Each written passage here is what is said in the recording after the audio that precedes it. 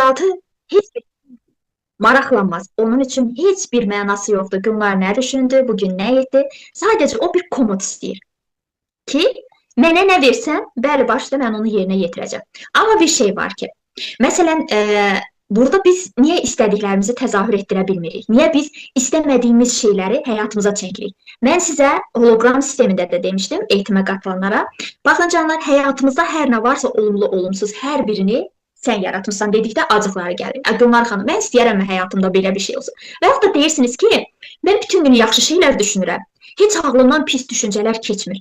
Amma niyə həyatımda bunlar var? Sən heç özündən belə xəbərin yoxdur.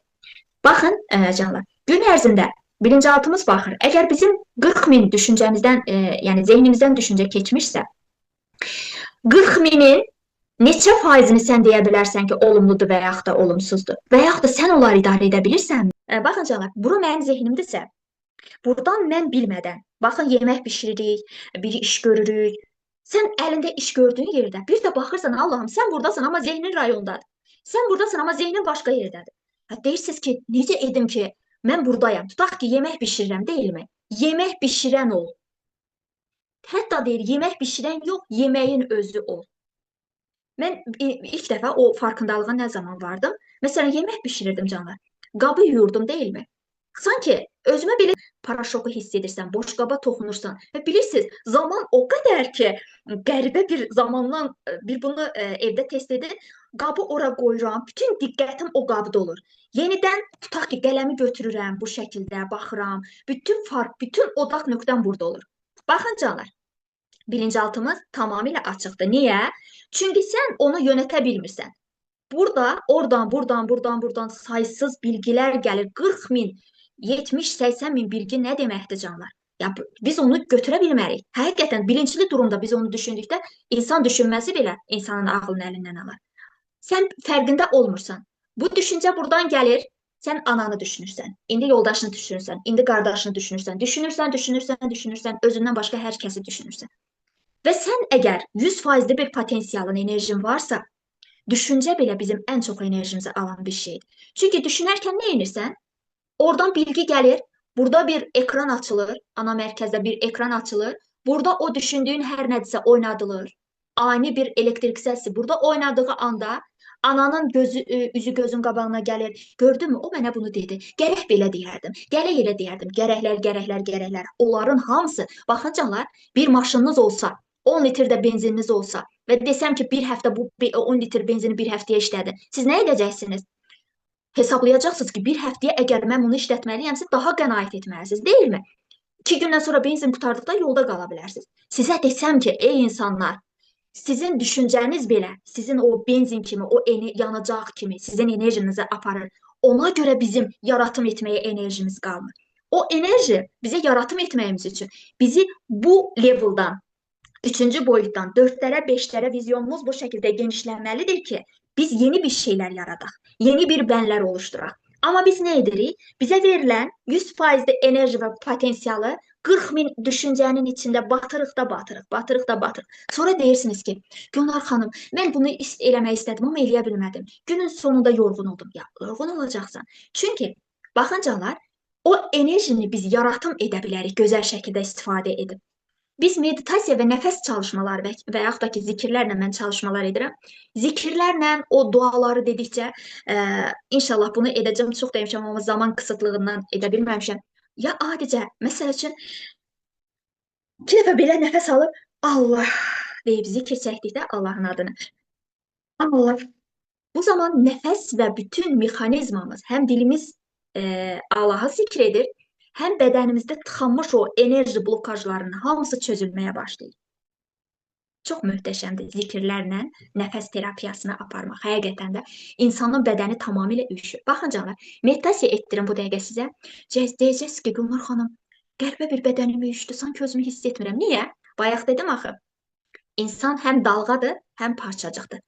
Həm ruhdur, həm maddədir. Biz maddə olaraq enerjimiz, yəni tıxandığı üçün, yəni maddə oluruq. İşıq hızının altında olduqda insan maddə olur, daş kimi. Bu dəqiqə mən tutaq ki, bu divardan o divara keçə bilmərəm, deyilmi? Amma ruhum dünyanı gəzir.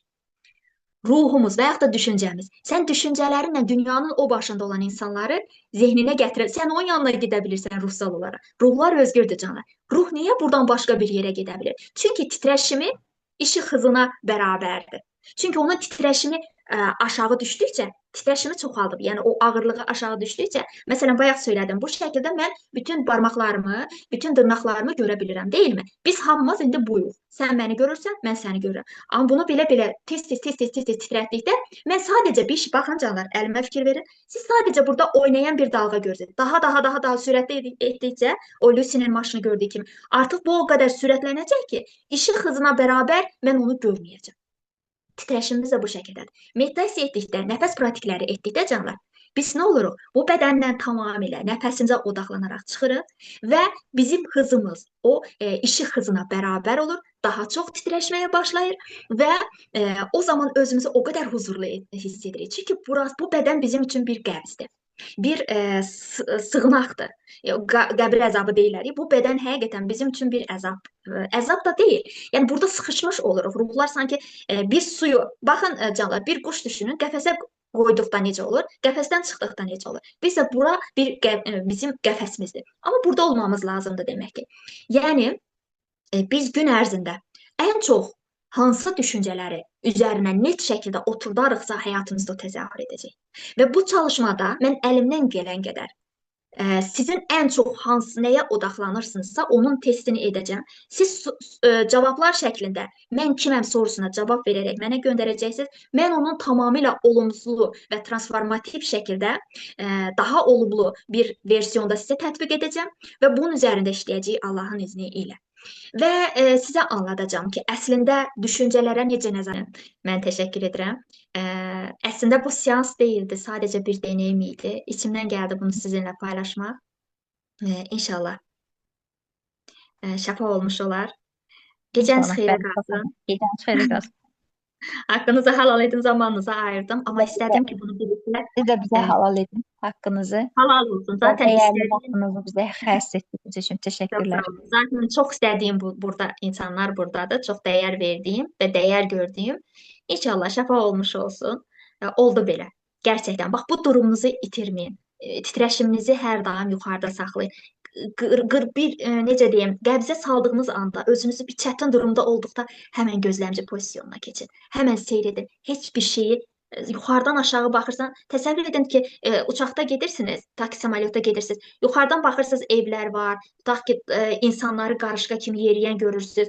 O insanın biri maşın üzərindən keçir və yaxud da evin biri yıxılsa, sən yuxarıda uçaqdasan, ona nə edə bilərsən? Uzağı dua edə bilərsən. Sən ona əlin çatmır ki, o səndən çox yuxarıdadır. Biz də ətrafımızda olan insanlara o şəkildə baxaq canlar. Müdaxilə etmədən. Tanrı necə bizə o şəkildə baxır, deneyimləyir, onun səbri gendir. Biz də o şəkildə səbrlə ətrafımızı deneyimləyək. Bizə hər bir şey, nəsə bir şey toxundusa, bu toxunanın bizlə əlaqəsi olduğunun fərqinə varır. Bayaq ki, bu qələm misali. Bir şey toxundusa, demək bu səndə var, bunun qoxusu burnuna gəlir. Gəlmədikcə də ətrafında insanlar bunu sənə yansıdacaqdır. Sevgi ilə qalın, hər daim özünüzdən qalın, hər nə olur olsun, hər nə durum olursun. Rəbbimin sınağına tabi olduğunuzu və buradan çıxa biləcək kapasitəyə sahib olduğunuzu düşünəcəm. Bəzən deyirlər, Allah götürə bilməyəcəyi yükü verməz. Əslində o yük deyil, o yük deyil, sənin ən gözəl təkamülündür. Bir də İşıq hocamın sözü həmişə söyləyir ki, burada yığdığımız o yükümüz ki var, bilincimizin açılması, yaxşı əməllərimiz axirət dünyasında, burası bir keçiddir, burası bir rüya alanı. Axirət dünyasında bizim burada topladığımız deneyimlər bizim hər zaman əlimizdən tutacaqdır canlar.